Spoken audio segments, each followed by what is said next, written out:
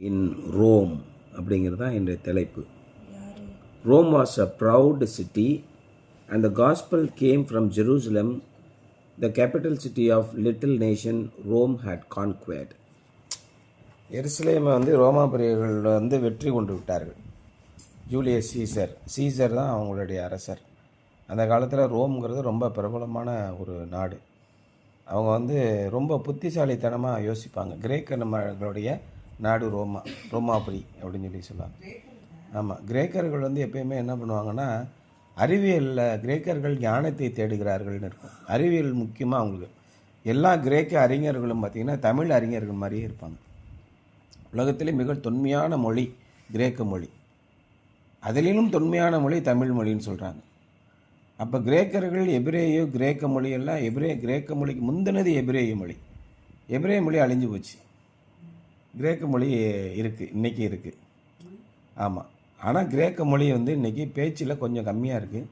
தமிழ் மொழி தான் உலகளாவிய அளவில் தொன்று தொட்டு அன்னைக்கு என்ன நிலைமையில் இருந்தோ அதே நிலைமையில் இயல், இசை, நாடகம் மூன்றில் இருக்குது. இயல்னா இயல்பான பேச்சு, இசைனா பாடல், நாடகம் அதாவது சினிமா. இன்றைக்கி சினிமாவாக இருக்குது, நாடகம் ஒரு வகையிலையும். இப்போ நம்ம இன்றைக்கும் பார்த்தீங்கன்னா சர்ச்சில் நாடகம் போடுறோம்ல, அது மாதிரி இன்றைக்கும் அந்த 3 கோணங்கள்னு சொல்லுவாங்க. அதில் எந்தெந்த மொழி இருக்குதுன்னு கேட்டிங்கன்னா, சில மொழிகளுக்கு இயல்பு இருக்காது, எழுத்து மட்டும் இருக்கும். சில மொழிகளுக்கு எழுத்து இருக்காது, பேச்சு, உரைநடை எதுவுமே இருக்காது, பாடல்கள்லாம் இருக்காது. அப்போ இசை இருக்கணும், கவிதைகள் இருக்கணும், கதை, கவிதை, கட்டுரைகள் இதெல்லாம் இருக்கணும். இயல், இசை, நாடகம் 3மே இருக்கும். 3மே இருந்துச்சுன்னா தொன்மையான மொழி. அந்த காலத்தில் அவங்களுடைய மொழிகள்லாம் பலவிதமான ஆராய்ச்சிகள், அறிவியல் கண்டுபிடிப்புகள் இப்படியே சுற்றிக்கிட்டு இருப்பாங்க. இந்த வானத்தில் இந்த கிரகம் எங்கே போகுது, வானசாஸ்திரம் அவங்களுக்கு ரொம்ப முக்கியமான ஒரு ஆஸ்ட்ராலஜி. இந்த கிரகம் இங்கே இருக்குது, அந்த கிரகம் இப்படி இருக்குது, இப்படி தான் சூரியன் போகுது, சூரியன் தான் மையமாக இருக்குது, பூமி தான் சூரியனை சுற்றி வருதுன்னு கண்டுபிடிச்சதே அவங்க தான். அதுக்கு முன்னாடியே பைபிளில் இருக்குது. மழை எப்படி பெய்கிறது, பூமியிலே இருக்கிற தண்ணீர் நீராவியாகி மழை கொட்டுகிறது என்பது பைபிளில் இருக்குது. இதெல்லாம் அவங்க ரொம்ப ஆராய்ச்சியாக பண்ணிகிட்டு இருப்பாங்க. எப்படி நீர் உருவாகிறது, இப்படி வேதியியல், இயற்பியல், எல்லாத்துலேயுமே புவியியல், அதிலலாம் அவங்க மிகப்பெரிய ஆய்வுகளை மேற்கொண்டவர்கள், அறிஞர்கள். அதனால் அவங்க எப்போ இருப்பாங்கன்னா, படித்தவன் பெரிய ஆள் அப்படிங்கிற கர்வம் அவங்களுக்கு இருக்கும். அதனால் அவங்க படித்தவங்க விளையாட்டு வீரர்கள், எல்லாமே போர் வீரர்கள், இப்படி சாதாரண மனிதர்களை விட நாங்கள் மேம்பட்டவர்கள் அப்படின்னு காட்டிக்கிறதுக்காக பல்வேறு விதமான வேலைகளை செய்வாங்க.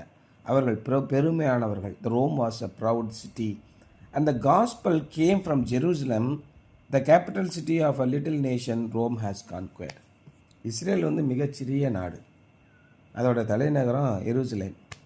எருசலேம் தான் இவங்களுக்கும் ஹமாஸ் அவங்களுக்கும் தலைநகரம், இவங்களுக்கும் தலைநகரம். அந்த எருசலேம் பல ஆண்டுகள் சிறைப்பிடித்து வச்சுருந்தாங்க. எருசலேமோட வரலாற்றில் ஜெருசலேமுக்கு நிம்மதியே கிடையாது. ஏன்னா எப்பொழுதெல்லாம் இறைவனை விட்டு போகிறார்களோ அப்பொழுதெல்லாம் அடி செருப்படியாக வாங்கணும். அவனுக்கு அப்பயும் அறிவு இருக்காது. மறுபடியும் போய் கெஞ்சுவான், எங்களை மன்னிச்சுக்க, எங்களுக்கு கெஞ்சி விட்டு. இன்றைக்கி நம்ம படித்தோம்ல 123ஆம் சங்கீதத்திலலாம் பாருங்களேன் எப்படி போட்டிருக்கு. 126ஆம் சங்கீதம் அன்றைக்கி நம்ம படித்தது, 129ஆம் சங்கீதம் எல்லாம் பாருங்கள். கர்த்தருக்கு பயந்து அவர் வழிகளில் நடக்கிறவன் எவனோ அவன் பாக்கியவான். அதான் ரொம்ப முக்கியம். கடவுளுடைய நியாயங்களுக்கு பயப்படணும். ஒருத்தன் உங்களுக்கு தங்குறதுக்கு இடம் கொடுக்குறான், அவங்கள அன்பாக அரவணைச்சி சாப்பாடு கொடுக்குறான், உங்களுக்கு பிடிச்சமான உங்கள் தெய்வத்தை நீங்கள் வணங்கிக்கங்க, எங்களுக்கு பிரச்சனை இல்லைங்க அப்படி சொன்னால், அவன் பிள்ளைகளை கொலை பண்ணி அவனை நாசமாக்கினா அது எந்த விதத்தில் நியாயமாகும்? ஆண்டவர் அப்படி சொல்லவே இல்லை. உன் மத்தியில் வசிக்கிற அயலானுக்கு நீ துரோகம் பண்ணாத அப்படின்னு தான் சொல்லியிருக்கேன். ஆண்டவருடைய வழிகளை விட்டு எப்போ நம்ம வழி விலகி போய் உலகத்தின் மோசமான காரியங்களை நம்ம கற்றுக்கொள்கிறோமோ அப்பொழுது என்ன ஆகும்? நைய புடைப்பாங்கன்னு சொல்லுவாங்களே, அது மாதிரி தான் இன்றைக்கி நெத்தானியாகு எப்படியாவது தப்பிச்சு ஓடிடலாமான்னு பார்க்குறான் அங்கேருந்து. அதனால தான் ஐரோப்பிய நாடுகள் அவன் உள்ளே அவனை அரெஸ்ட் பண்ணிடுவோம் அப்படிங்கிறாங்க. அவனை விட மாட்டாங்க. ஏன்னா இவன் தான் கலவரத்துக்கு காரணமே. அதே மாதிரி ட்ரம்ப்பு, இவங்க 2 பேர் தான் வேலை. அந்நிய நாடுகளில் இருக்கிற சொத்துக்களின் மீது அது ஆசை, பேராசை, வன்கண். அதை எப்படியாவது பிடிச்சி அந்த பெட்ரோலை நம்ம விற்கணும். அதான் இன்றைக்கி அமெரிக்கா செனட் உறுப்பினர் ஒருத்தவங்க சொல்கிறாங்க, ஐரோப்பிய பார்லிமெண்ட்டோட உறுப்பினர் ஒருத்தவங்க சொல்லும்போது என்ன சொல்கிறாங்க, உனக்கு சண்டை மேலே ஆசையாக இருந்துச்சுன்னா உன் பொண்டாட்டி பிள்ளைகளை அங்கே அடித்து சண்டை போட சொல்லு. ஊரா விட்டு பிள்ளைங்களெல்லாம் அனுப்பி சாவடிக்கிறியாடா, அப்படின்னு. எந்த நாடுமே சண்டையை விரும்புவதில்லை. பெரும்பாலும் பேச்சுவார்த்தை பெரும்பாலும் நடிக்க இப்படி போகிறாங்க. சண்டை போடுறவனெல்லாம் பயங்கரவாதம் சொல்லிவிட்டு இவனுக்கு 2 பேரும் சண்டை போட்டால் இதுக்கு பேர் என்ன? எத்தனை குடும்பங்களை, எத்தனை சிறு பிள்ளைகளை, எத்தனை சொத்துக்களை, எத்தனை பேருடைய நிம்மதியை, தூக்கத்தை தொலைத்திருக்கிறார். காரணம் அத்தனையும் ட்ரம்ப்பு தான். ட்ரம்புக்கு ஒரு 10 பேர் ஜாலரா அடிக்கிறாங்க. பைபிளை தூக்கிட்டு போய் கர்த்தர் உங்களோடு இருக்கிறார், உங்களை ஆசீர்வதித்து பலப்படுத்துவார், நீங்கள் வெற்றி மேல் வெற்றி அடைவீர்கள்னு ஜெபம் பண்ணிக்கிட்டு இருக்கான். இவனுங்களெல்லாம் கொண்டு போய் எங்கே போய் சேர்க்குறது? நம்மளுக்கு காசு கொடுத்தா உடனே எங்கே வேணாலும் போய் ஜாமுன்னுவான். அந்த மாதிரி பயிலுவ நிறைய பேர் பெருகிட்டானுங்க. இந்த மாதிரி இருக்கிற ஒரு ஊரில் த Christians in that day were not among the elite. They were common people and even slaves. அந்த காலத்திலே கிறிஸ்தவர்கள் யார்? பவுல், அந்த சீடர்கள் 11 பேர், அவர்களை பின்பற்றினவர்கள். இவர்கள்லாம் யார்? கோழைகள், பயந்து நடுங்கிட்டு இருந்தான். இப்போ தான் இயேசு கிறிஸ்துவை பற்றி தைரியமாக பேசுகிறார். இயேசு கிறிஸ்துவின் மரணம், அதற்கப்புறம் அவர் அடைந்த உயிர்த்தெழுதல், அவர்களோடு கூட 40 நாளெல்லாம் இருந்த பிறகு தான் அவங்களுக்கு தைரியமே வருது.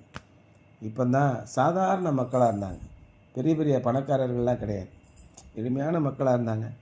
அதில் பல பேர் அடிமைகளாக இருந்தாங்க, தினசரி கூலிகளாக இருந்தாங்க. They were common people and even slaves. Rome had known many great philosophers and philosophies. ரோமாபுரியில் போய் இயேசு ரொம்ப நல்லவர், இயேசு உயிரோடு வந்தார், இயேசு இந்த மாதிரி பண்ணார், பயாங்கிட்ட அப்படின்னு சொல்லிடுவோம். ஏன்னா அங்கே இருக்கிறவங்களே யார்? PhD படித்தவங்க, philosophers, research scholars, eminent professors. உலகத்திற்கே அறிவியலை சொல்லி கொடுத்தவர்கிட்ட போய் இயேசு இன்னைக்கு வந்தார் போனாருன்னா எப்படி இருப்பார்? அதெல்லாம் சொல்லவே முடியாது. இவர்களுக்கு பவுல் போய் சொல்கிறார். அவர் சொல்வதே அவர்கள் கேட்கிறார். பவுல் அப்படியே எல்லாத்தையும் அப்படியே அறுத்து சொல்லுவார் கரெக்டாக. அவ்வளோ பெரிய ஞானம் உள்ளவர். யார் அந்த ஞானத்தை கொடுத்தார்? இயேசு கிறிஸ்து சந்திக்கிறார் அவர், இல்லையா? ஒரு நொடி பொழுது தான் உங்களை இயேசு கிறிஸ்து சந்தித்தா, ஒரு நொடி பொழுது போதும் உங்களுடைய வாழ்க்கையை தாறுமாறாக மாறிடும்.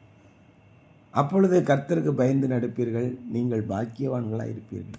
அவர் உங்களை ஆசீர்வதிக்கவே ஆசீர்வதிப்பார். நம்முடைய வாழ்நாளின் நோக்கம் எல்லாமே கடவுளுக்கு பயந்து நடக்கணும். ஐயோ இது ஆண்டவருக்கு பிடிக்காது, அதை செய்யுங்க. அவன் போய் நின்னா கண்ணு தெரியாமல் போச்சு, அடுத்த செகண்டு கொஞ்சம் கூட யோசிக்கல, ஆண்டவரே நான் என்ன செய்யணும் சொல்லுங்கள், கம்ப்ளீட் சரண்டர்னு சொல்லுவாங்க. ஒரு நொடி கூட தாமதிக்கல. நான் என்ன செய்யணும், நீங்கள் யார், நான் என்ன செய்யணும், அவ்வளோதான். நீ துன்பப்படுத்துகிற இயேசு நானே, இப்போ நான் என்ன செய்யணும் சொல்லுங்கள். ஒன்றுமே வரல. நீங்கள் அப்படி பண்ணீங்க, நான் இப்படி பண்ணேன், அதை நான் செஞ்ச எதுவுமே சொல்லலை. நான் என்ன செய்யணும், ஒரே கேள்வி. அவருடைய முழு மனமாற்றத்தை காட்டி நீ அங்கே போ, உனக்கு என்ன செய்யணும்னு சொல்லுவாங்க, வேலை முடிஞ்சு. அன்ற நொடியிலிருந்து கடவுளுக்கு பயந்து இயேசு கிறிஸ்துவை அப்படியே அப்பட்டமாக நியாயப்பிரமாணத்திலிருந்து கொண்டு வந்து கொடுக்குறான், இல்லையா? அதான் ரொம்ப முக்கியம். Rome had known many great philosophers and philosophies. Why pay any attention to the fable about the Jew who arose from the dead? அவனை போட்டு சிலுவையில் தூக்கி கொன்னானுவான். எதிர்த்து போராட திராணி இல்லாத பையன். ரோமில் இருக்கவங்களாம் எப்படி இருப்பான்? ரோமில் ஒரு போட்டி நடக்கும். என்ன போட்டி தெரியுமா? நல்லா கட்டுமஸ்தான மனிதன் சிங்கத்தோடு போராட வேண்டியது. அதை 1,00,000 பேர் சுற்றி நின்று வேடிக்கை பார்ப்பாங்க. பார்த்துருக்கீங்களா? அந்த அந்த இது கூட இன்னும் கூட இருக்குது. அதோட இடிந்த கட்டடங்கள் கூட அக்காலிப்ஸா, அது என்னது, கொலோசியமா, அந்த இது இன்னைக்கு இருக்குது. அது உள்ள சிங்கத்தோட போராடி ஜெயிக்கணும். சிங்கத்தோட போராடி ஜெயிச்சா உனக்கு பரிசு, இல்லைன்னா சிங்கம் சாப்பிட்ரும். அந்த மாதிரி ஒரு கிரிட்டிக்கல் எண்டு. அதுக்கெல்லாம் தயாராக இருப்பான். அதுக்கு தகுந்த மாதிரி ஒட்டமாக இது பண்ணியிருப்பான். தாவீது என்ன பண்ணான்? என்ன சொன்னான்? சிங்கத்தோட வாயை கிழிச்சு விட்டான். என்ன சிங்கம்? 8 வயசு இருக்கும். கழட்டு சிங்கமா? 3 வயசு தான். பால சிங்கம் ஃபுல் ஃபோர்ஸில் இருக்குது. ஆட்டை கடிக்க வந்துச்சு, ஒரே அடி அடித்து வாயை கிழிச்சு விட்டேன். அப்போ அவன் எவ்வளோ பெரிய ஆளாக இருப்பான். அந்த காலத்தில் அப்படி இருந்ததுனால தான் இந்த மாதிரியான போட்டிகளெல்லாம் வச்சுருந்தாங்க. They had many great philosophers and philosophies. Why pay any attention to the fable, கட்டுக்கதை about Jew who arose from the dead? என்னமோ இயேசு தொங்கடிச்சு சாவடிச்சானோ, அவன் 10 பேரை 2 செவிட்டை கிழிச்சு அதுலேருந்து தப்பிச்சவருக்கு யோக்கியதை இல்லை. செத்தாராம், உயிரோட வந்தாராம். யார்ட்டடா வந்து கட்டுக்கதை சொல்கிறீங்க, நம்புகிற மாதிரி சொல்லுங்கடா அப்படின்னு கேட்குறாங்க. Christians look upon each other as brothers and sisters, all one in Christ, which went against the grain of Roman pride and dignity. ஆனால் கிறிஸ்தவர்கள் அந்த காலத்தில் எப்படி இருந்தாங்க? ஏர்லி டேஸ் கிறிஸ்டியன்ஸ் ஒவ்வொருவரையும் சகோதர சகோதரிகளாக சமமாக மதித்தார்கள். யாரையுமே நீ பெரிய ஆள், நான் சின்ன ஆள், அப்படி இப்படின்னு பேதங்களே கிடையாது. இன்றைக்கு சபை சீரழிந்து கொண்டிருக்கிற நிலையிலே அவர்கள் இல்லை. ஒருத்தரை பார்த்து சிரித்து கை கொடுக்குற கூட இன்றைக்கி கடுமையான மனசு தாங்குது. அவங்க என்ன வேதனையில் வந்திருப்பாங்க, அவங்களோடு கூட நம்ம பேசணும். இந்த அடிப்படையான சித்தாந்தத்தையே குலைத்து போட்டு விட்டார். கிறிஸ்தவம் இன்றைக்கி சீரழிஞ்சு நாசமாக போயிடுச்சுன்னு வச்சுக்க. எப்படி நமக்கு குடிக்கிறதுக்கு நல்ல தண்ணியே இல்லாமல் போயிடுச்சோ. அதான் இன்றைக்கி பேசிக்கிட்டு இருந்தோம்ல, அரிசிலாம் ஹோட்டலில் இருக்க அரிசி என்ன அரிசி? பாலிஸ்ட் இல்லை. பாலிஸ்டாக கூட ரொம்ப சந்தோஷம். Manufactured rice. What is the content of rice? 80% starch, 10% amylose, 90% இது ரெண்டுமே இருக்குது. பேலன்ஸ் இருக்கிறது கொஞ்சம் போல் ப்ரோட்டீன், கொஞ்சம் போல் மல்டி விட்டமின்ஸ், இதெல்லாம் வந்துடுச்சு. நீங்கள் அரிசி விளைவிக்கிறதுக்கு you must have 120 days at least. அதுக்கப்புறம் lakhs of gallons of water, நிறைய தண்ணி தேவைப்படும். ஆனால் இப்போ என்ன பண்ணுறாங்க? Manufactured rice. You make starch, you make amylose, you mix it, then get some. இந்த அரிசியில் வீணாக போன அரிசி இருக்குல்ல, நொறுங்கின குருணை எல்லாத்தையும் ஒன்றா சேர்த்து ஃபேக்ட்ரியில் போட்டு அதை பவுடர் பண்ணி அதுக்கப்புறம் அரிசி சைஸில் அதை கொண்டு வந்து அப்படியே வெளியில் தள்ளிடுது. Within just 1 hour you will have hundreds of bags of rice. அதை வாங்கி தான் ஹோட்டலெலாம் இப்போது போடுறாங்க. இந்த ஹோட்டலில் போடுற அரிசியை அப்படியே வாங்கி டப்பாவில் வச்சுட்டு ஊருக்கு போயிட்டு ஒரு 15 நாள் கழித்து வாங்க, திரும்ப அது அரிசியாகவே இருக்கும், கெட்டே போகாது. இதுக்கு பேர் தான் ஃபார்ட்டிஃபைடு ரைஸ் அப்படின்னு சொல்கிறாங்க. They are suppose to distribute this through ration shops. அதுக்கு பெரிய எதிர்ப்பு கிளம்பி நிப்பாட்டிட்டாங்க. அதனால் இப்போ என்ன பேசிகிட்டு இருக்காங்க? கடையில் அது பேர் என்ன, பை அரிசின்னு சொல்கிறாங்க. கடையில் பை அரிசி வாங்கி சாப்பிட்றத விட ரேஷன் அரிசி சாப்பிட்டா சுகர் நல்லா கண்ட்ரோல் ஆகுது சார் அப்படின்னு எல்லா பேஷண்ட்டும் சொல்கிறாங்க. சுகர் ரொம்ப அதிகமாக இருக்க காரணம் என்ன? இந்த மேனுஃபேக்சர்ட் ரைஸ். அப்போ தண்ணியை கெடுத்தாச்சு. பால் 80% of the milk is manufactured.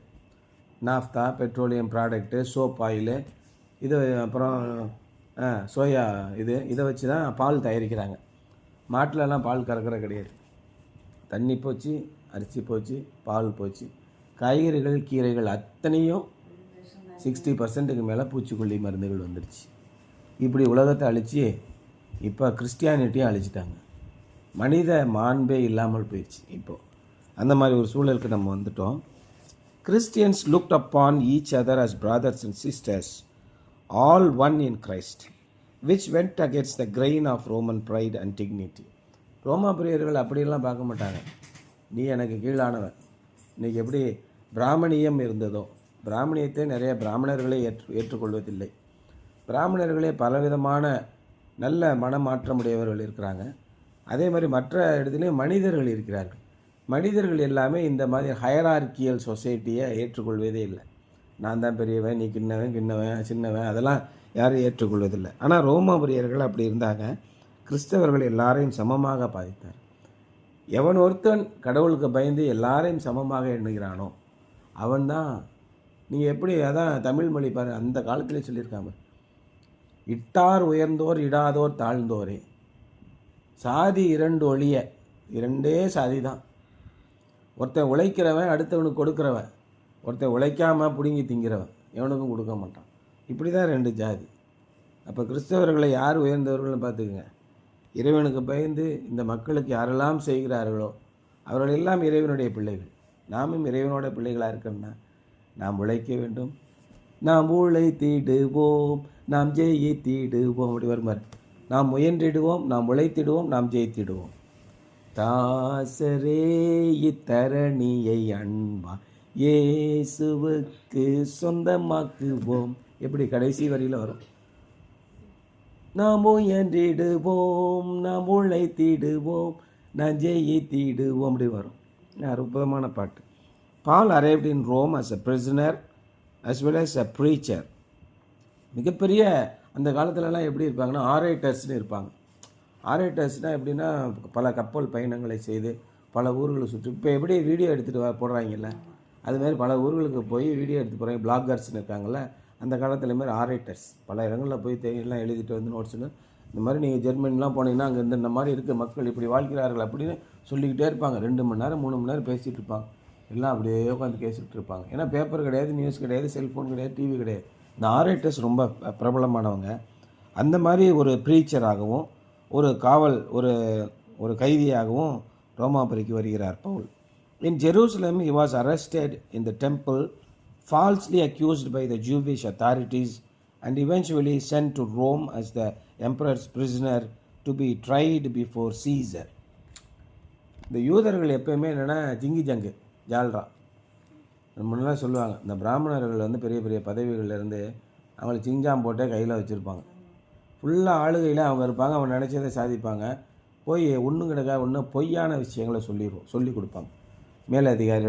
அதிகாரியிடமோ ஆளுகை செய்யப்படணும் பொய்யான விஷயங்களை சொல்லி அவர்களை மனதை மயக்கி அவங்கள வந்து தங்களுக்கு பிடித்தமான காரியங்களை செய்ய விடுவாங்க. அது அந்த காலத்துலேருந்து யூதர்கள்ட்ட இருக்குது. அவங்க என்ன பண்ணாங்க, யூத அதிகாரிகள் பொய்யா இயேசுவின் மீது குற்றம் சொன்னார்கள். அதே மாதிரி பவுல் மீது பொய்யா குற்றம் சொல்லி அவரை கோவிலில் வைத்து கைது செய்து அவரை ரோமாபுரியில் கொண்டு வந்து இங்கே ரோமாபுரியின் பேரரசருக்கு முன்பாக அவரை கைது செய்வதற்காக அவரை விசாரிப்பதற்காக கொண்டு வந்திருக்கிறார்கள். When Paul wrote this letter, he had no idea that he would go through imprisonment and even shipwreck before arriving in Rome. ஆனால் இந்த கடிதத்தை இந்த ரோமாவுக்கு எழுதிய 1ஆம் நிருபத்தை அவர் எழுதும்போது ஒருவேளை நம்ம போய் ஜெயிலில் போட்டுருவானுங்களா, இல்லை போகிறதுக்கு முன்னாடியே கப்பல் சேதத்திலே நம்ம செத்து விடுவோமா, எதுவுமே அவருக்கு தெளிவாக தெரியல. At the close of the letter, he asked believers in Rome to pray for him as he contemplated this trip, and it is a good thing that they did pray. அவங்க ஜெபிக்குமாறு ஒரு இடத்துல கேட்குறாரு. நீங்கள் ஏற்கனவே ஜெபிச்சிருந்தீங்க, அதுக்கு ரொம்ப நன்றி. ரொம்ப விசுவாசத்தில் நீங்கள் பலப்பட்டுருக்குறீங்க. நான் வந்து சேர்றதுக்காக எனக்காக நீங்கள் ஜெபம் பண்ணுங்க அப்படின்னு சொல்லி சொல்கிறாரு. Something to Pander. இன்றைக்கி சிந்திப்பதற்காக சில விஷயம் என்ன சொல்கிறான்னா, அவர் ரோமில் இருக்கும்போது என்னென்ன பாடுகளை அவர் அனுபவித்தார் அப்படிங்கிற மாதிரி.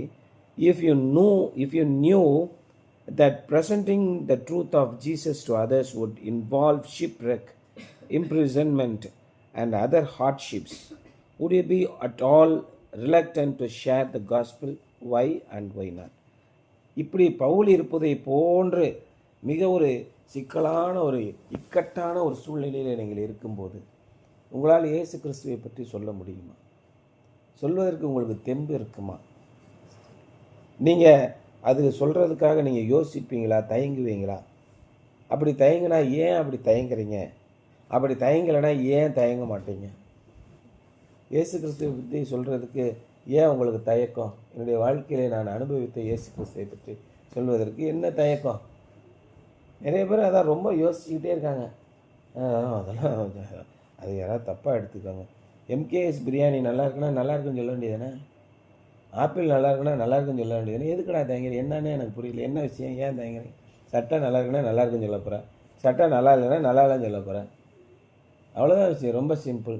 இதுக்கே அப்படி யோசிக்கிறேன் தெரியல.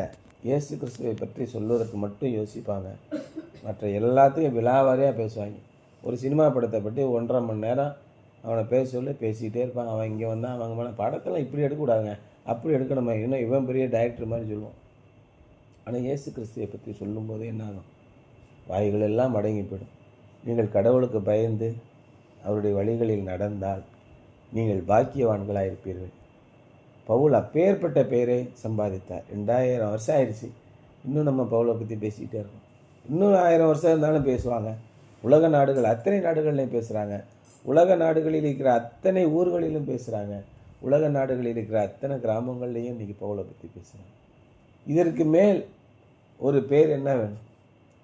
அதான் இயேசு கிறிஸ்துவை எல்லா நாமங்களுக்கும் மேலான நாமமாக, எல்லா பெயர்களுக்கும் மேலான பெயராக அவரை உயர்த்தினார். கர்த்தத்துவத்தை அவருக்கு கொடுத்தார். பூமியில் உள்ள வாய்கள் அத்தனை உதடுகள் அனைத்தும் அவர் பெயரை சொல்லும்படியாக செய்தார். இதுக்கு மேலே என்ன வேணும்? மிகப்பெரிய ஆசீர்வாதம். இயேசு கிறிஸ்துவின் பெயரை எங்கெல்லாம் சொல்கிறாங்களோ அங்கே பவுலை சொல்கிறாங்க, அங்கே பேதுருவை சொல்கிறாங்க, அங்கே அந்திரேயாவை சொல்கிறாங்க, அங்கே பிலிப்பை சொல்கிறாங்க இல்லையா? பவுலை விட்டு பிரிந்து போன யாரை சொல்கிறாங்க? பர்னபாசை சொல்கிறாங்க. என்னையும் எம்பிரேயும் பவுலை விட்டு பிரிந்து போய் நாசமாக போனாங்க, அதையும் சொல்கிறாங்க. நம்ம எப்படிப்பட்ட வாழ்க்கையை தேர்ந்தெடுக்க போகிறோம்? நாம் இயேசு கிறிஸ்துவை பற்றி சொல்லுவோமா? இயேசு கிறிஸ்துவுக்கு பயந்து நடப்போமா? பிதாவாகிய தேவனாகிய கர்த்தருக்கு பயந்து நடப்போமா? ஆசீர்வாதமான வாழ்க்கையை பெறுவோமா என்பதுதான் இன்றைய சிந்தனை. சரியா?